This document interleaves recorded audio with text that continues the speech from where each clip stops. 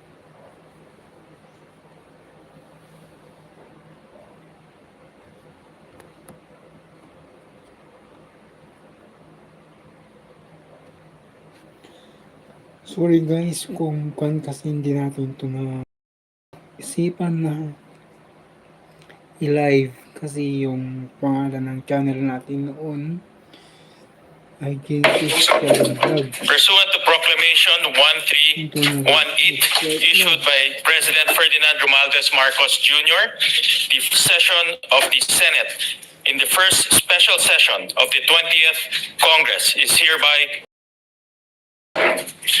Let us pause for a minute of silent prayer.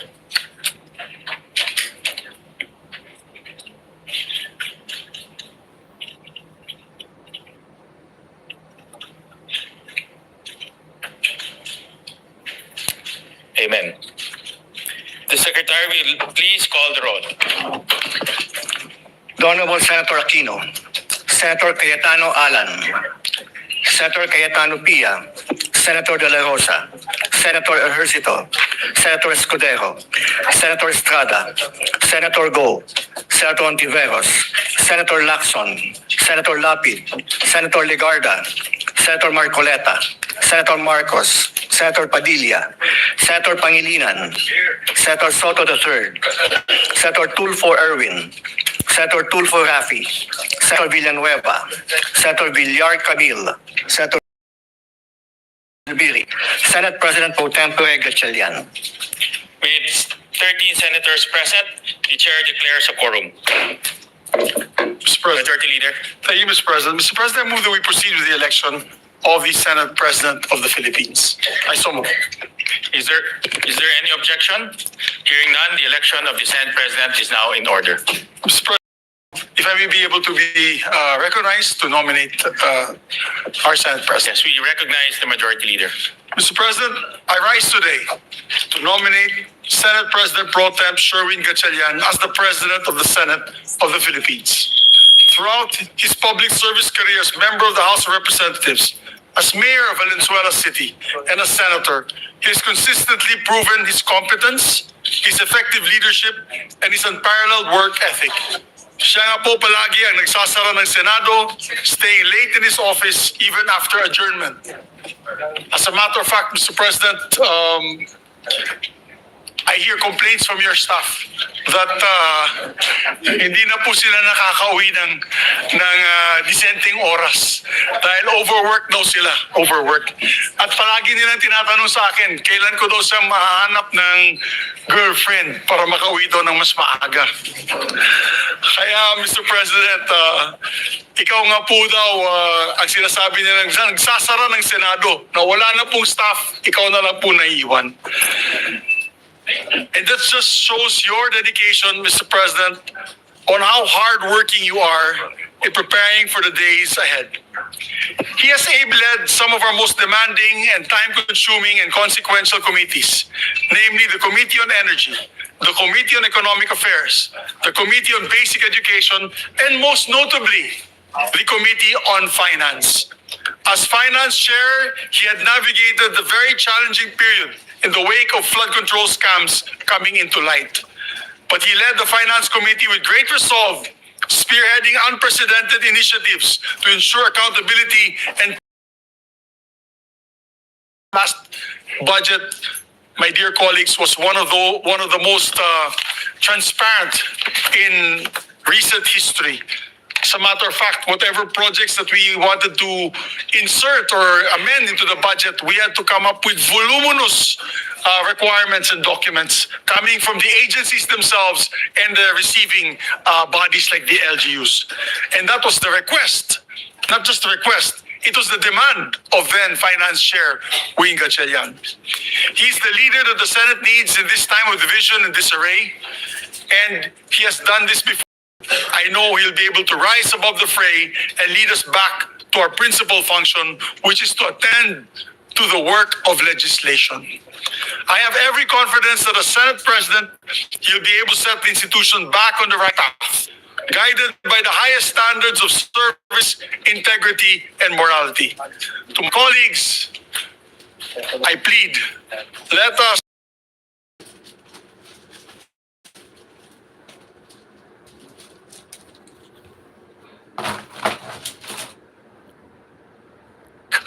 to our work in this hallowed institution.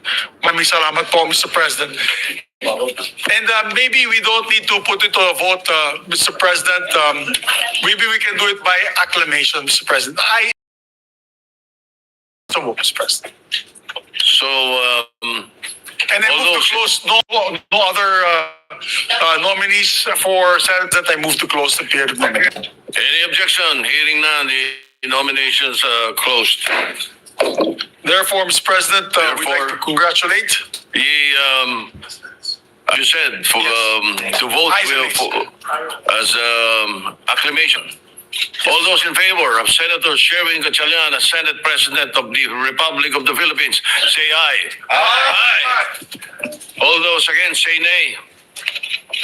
The ayes have it. Senator Sherwin Gatchalian is declared Senate President of the Republic of the Philippines.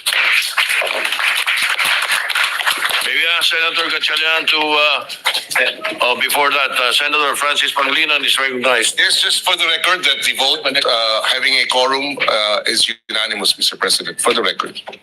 Thank you. We place that on record. May we ask Senator Sherwin Gatchalian to ascend to the rostrum to take his oath as Senate President.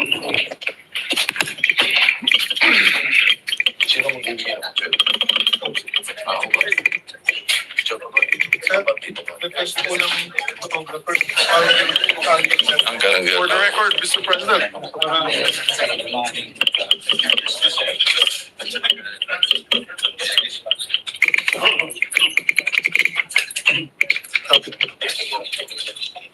Kasi ilaw.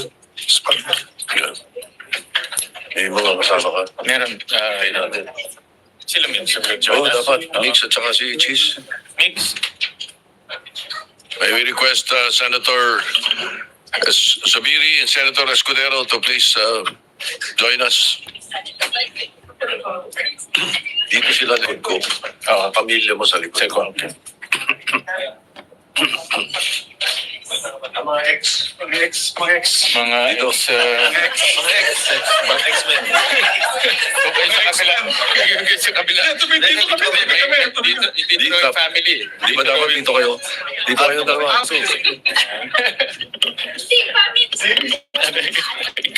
Dito kayo yan. Yung may family. Alright. Sige. Pare, first bachelor Senate. Hindi ba pretending? Oh, mami mo nung Diyan na? Peso na? Yeah, kompleto na. Okay. Please raise your right hand and repeat after me. I state your name. I, Sherwin Gatchalian, Having been elected to the position of Senate President, having been elected to the position of Senate President, do hereby solemnly swear do hereby solemnly swear that I will well and faithfully discharge that I will well and faithfully discharge to the best of my ability to the best of my ability the duties of my present position the duties of my present position and of all others I may hereafter hold.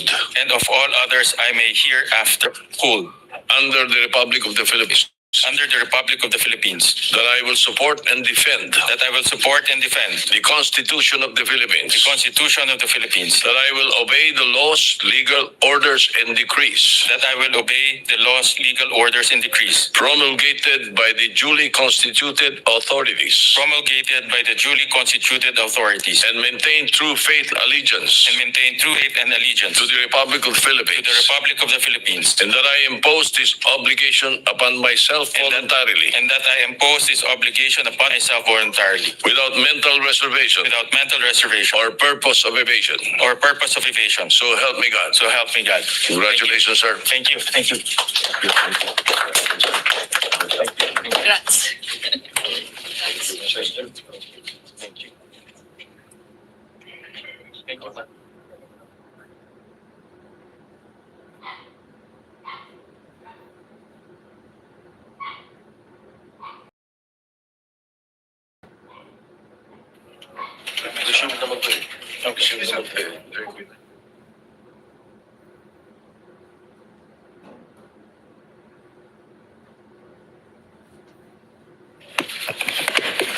Majority Leader. Mr. President, just put on record as well that you have been ably discharging your function as Senate President Pro Temp and Acting President since your election in June 3, 2026. We'd just like to extend our congratulations on your election, Senate President. Thank you much, Majority Leader. Thank you, Mr. President. Mr. President, now I would like to move that we proceed with the election of the Senate President Pro Tempore. I so move, Mr. President. Is there any objection? Hearing none, the election of the Senate President Pro Tempore is in order. May I ask may we recognize, Mr. President, Senator Ping Lacson for the nomination? We recognize Senator Ping Lacson. Thank you, Mr. President. With your honor's ascension as the fourth Senate President of the 20th Congress of the Republic of the Philippines, your previous post as Senate President Pro Tempore is now officially vacant. May I therefore nominate Senator Vicente Soto III to the position of Senate President Pro Tempore.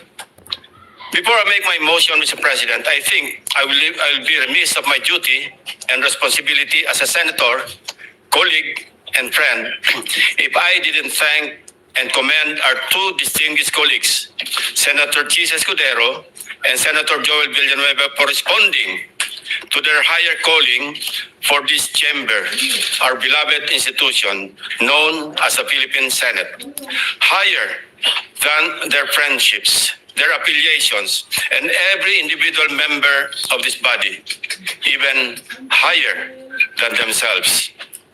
I would also wish to put on record that I intentionally and voluntarily relinquished the chairmanship of what is known or often referred to as the most powerful committee, the Blue Ribbon, for two primary reasons. Number one, I am tired of losing old friends and creating new enemies. And number two, there are other colleagues who are equally, if not more qualified than the humble representation to take on the job. If there were no takers, I was willing, albeit with a heavy heart, to retain and continue sitting as chairman and resume a duty that I am morally and obligated to perform. With that, Mr. President, I move to nominate the position of Senate President Pro Tempore, Senator or the Honorable Vicente Soto III. I so move, Mr. Chairman. Mr. President, thank you. Thank you. Majority Leader. Thank you, Mr. President. And just to give a short manifestation, Mr. President,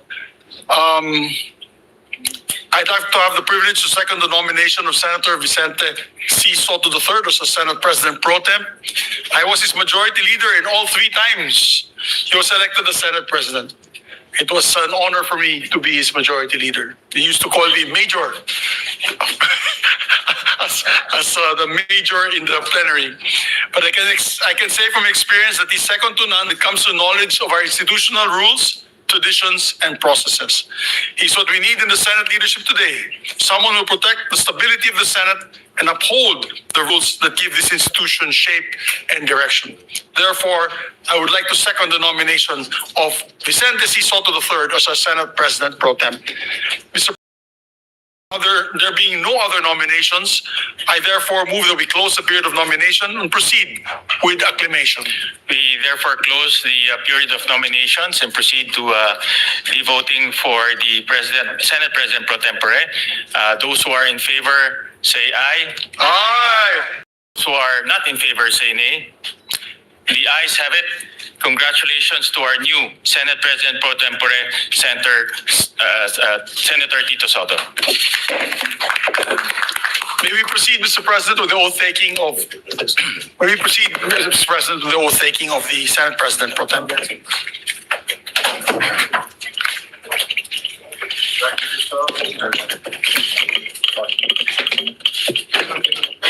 Sabi daw pang retirement position sa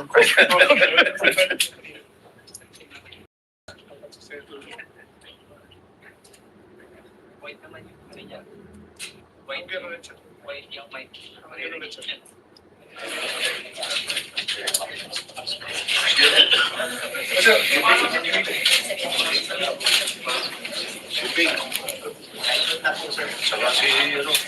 Wala, misis ko wala.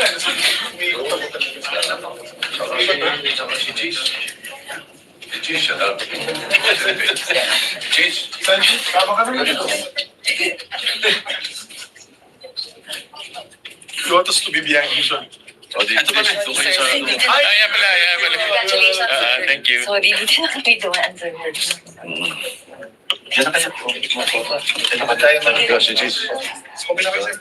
Ito ka, cheese. Sa kabila. Yan. Sa tabi ko. Ako na mag-isa. Okay. Oath of office, please repeat after me. I state your name. I, Vicente Soto III, Having been elected Senate President Pro Tempore, having been elected the position of Senate President Pro Tempore, do hereby solemnly swear do hereby solemnly swear that I will well and faithfully discharge that I will well and faithfully discharge to the best of my abilities to the best of my the abilities duties of my present position my present position and of all others I may hereafter hold and of all others I may hereafter hold under the Republic of the Philippines, under the Republic of the Philippines, that I will support and defend the Constitution of the Philippines, that I will support and defend the Constitution of the Philippines, that I will obey the laws, legal orders, and decrees that I will obey the laws, legal orders, and decrees promulgated by the duly constituted authorities, promulgated by the duly constituted authorities, and maintain true faith and allegiance and maintain true faith and to allegiance the Republic of the to Philippines, the Republic of the Philippines, and that I impose this obligation upon myself voluntarily, and that I impose this obligation upon myself voluntarily, without mental reservation without mental reservation or purpose of evasion. or purpose of So evasion. help me God. So help me God. Congratulations, sir. Thank you, sir. Congratulations.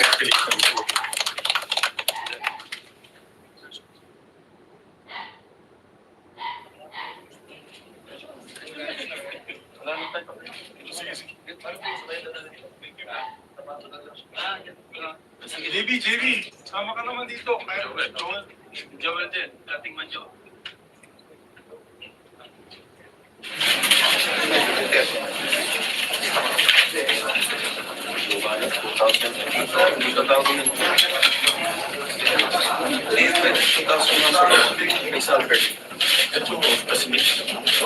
Wala nang operation. Hindi, off lang.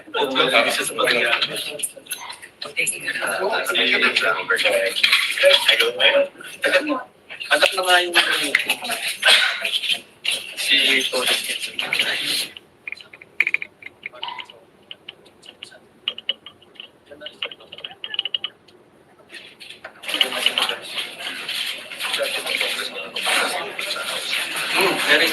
Mr. President, if I may be able to take my oath as well as Majority Leader, although I have been elected as the Chairman of the Rules Committee, but I was not able to take my oath the last June 3 meeting. Yes, we will administer the oath to Thank you the very much, sir. Majority Leader.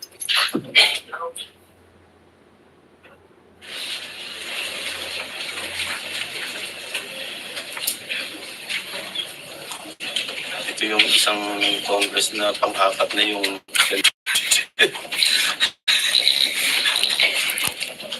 oath of office. Please repeat after me.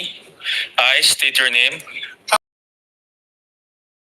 To the position of chairperson of the Committee on Rules. Having been elected to the position of chairperson of the Committee on Rules, Do hereby solemnly swear do hereby solemnly swear that I will well and faithfully discharge, that I will well and faithfully to the discharge, best of my ability, to the best of my the ability, duties of my present position, the duties of my present position, and of all others I may hereafter hold under the Republic of the Philippines. under the Republic of the Philippines. That I will support and defend the Constitution of the Philippines. That I will support and defend the Constitution of the Philippines. That I will obey the laws, legal orders, and decrees That I will obey the laws, legal orders, and decrees promulgated by the duly constituted authorities, promulgated by the duly constituted authorities, and remain true faith and allegiance to the Republic of the Philippines. and remain true faith and allegiance to the Republic of the And that Philippines. I impose this obligation upon myself voluntarily, And that I impose this obligation upon myself voluntarily, without mental reservation without mental or reservation purpose of evasion. or purpose of So evasion. help me God. So help me God. Congratulations. Sir. Thank you, sir.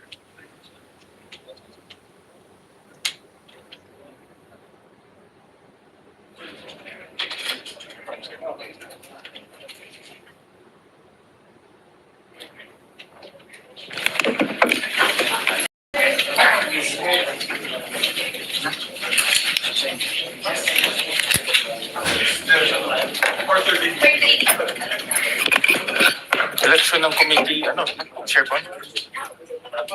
Election ng committee chairman.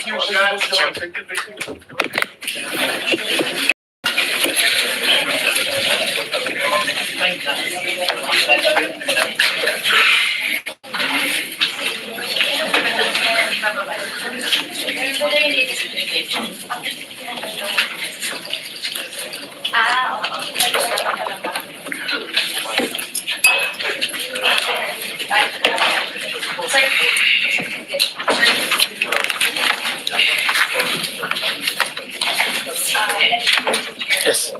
Oh, do you have the list? I don't have it.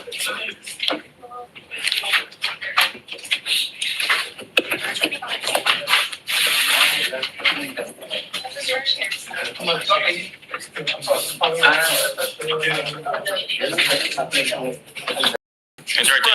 Yes, Mr. President, we're about to elect the members of the different committees so that we can buckle down to work, Mr. Correct. President. But I need just a 1 minute suspension to get the list from the staff. 1 minute suspension.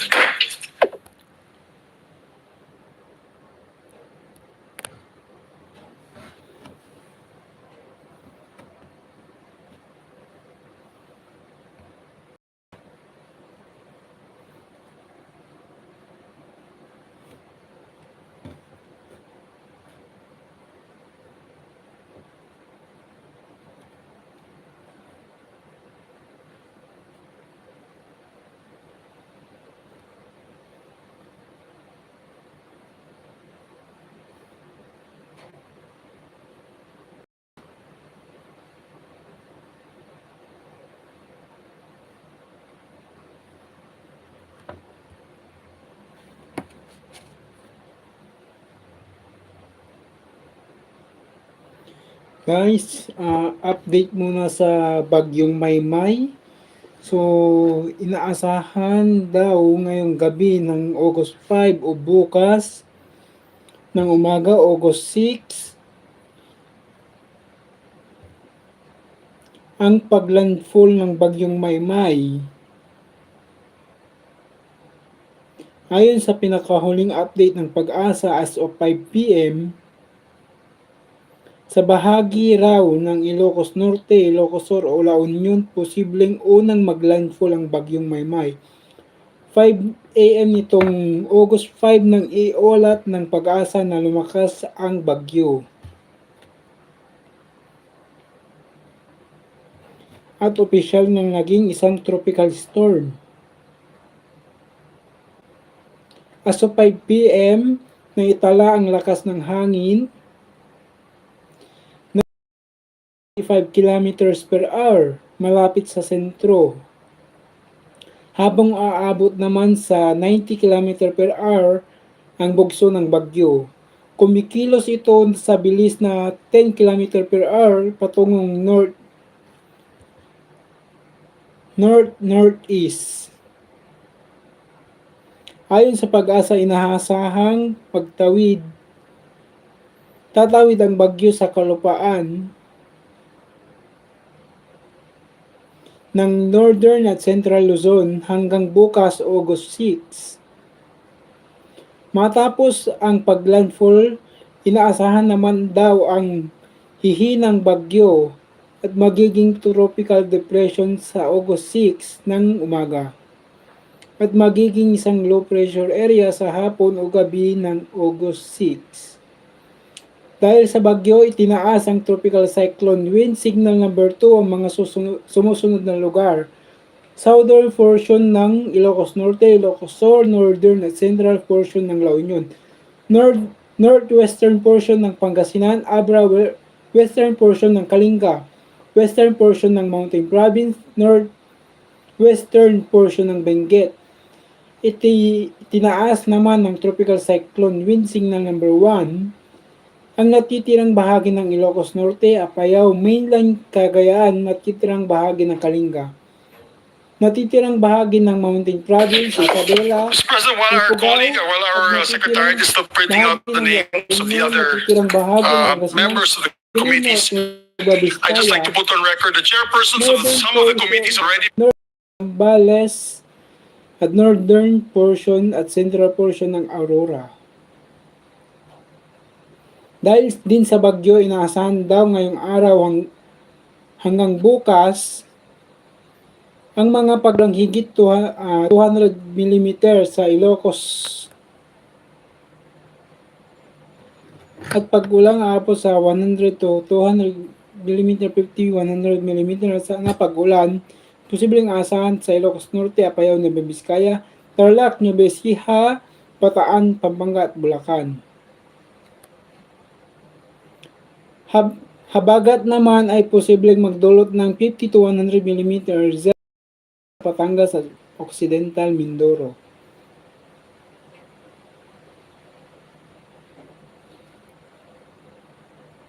Some of the committees have already been elected in June 3, 2026.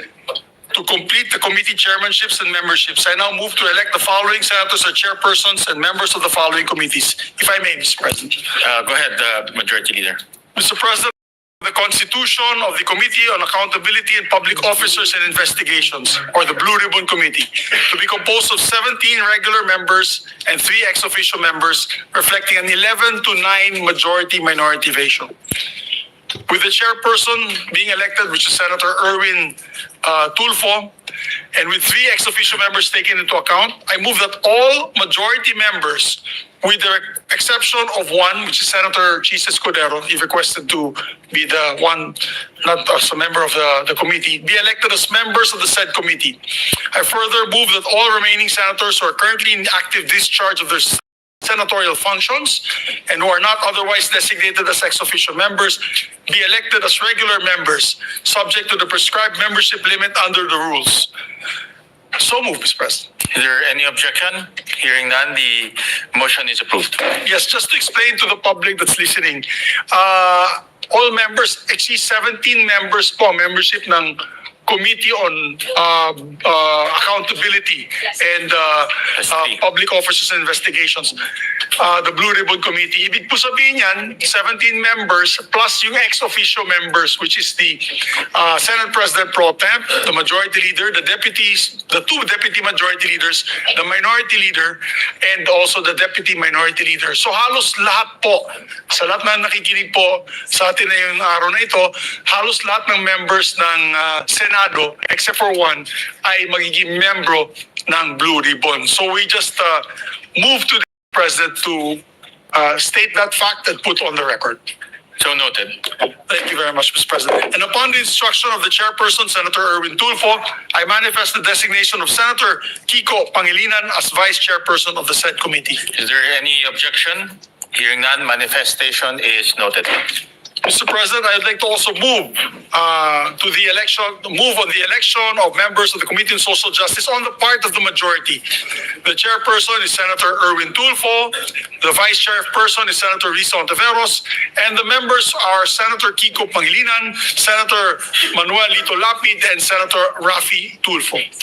Is there any objection? Hearing none, the motion is approved. Mr. President, I move to elect the members of the Committee on Energy.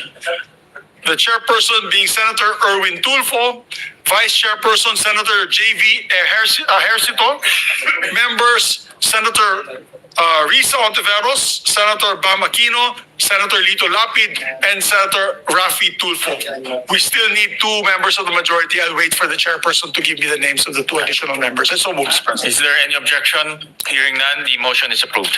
Thank you, Mr. President. Mr. President, I move that we elect the committee, members of the Committee on Trade, Commerce, and Entrepreneurship. As chairperson, Senator Bam Aquino, and as members, Senator J.V. Ejercito, Senator Cheese Escudero, Senator Manuel Lito Lapid, Senator Kiko Pangilinan, and Senator Rafi Tulfo.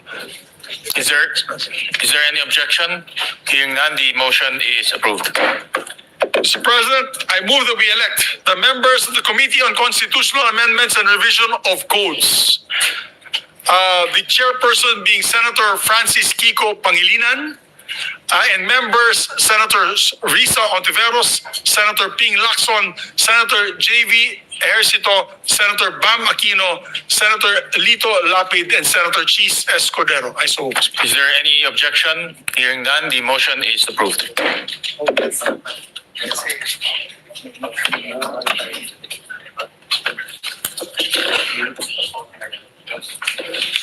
May I ask for a minute suspension? Suspension.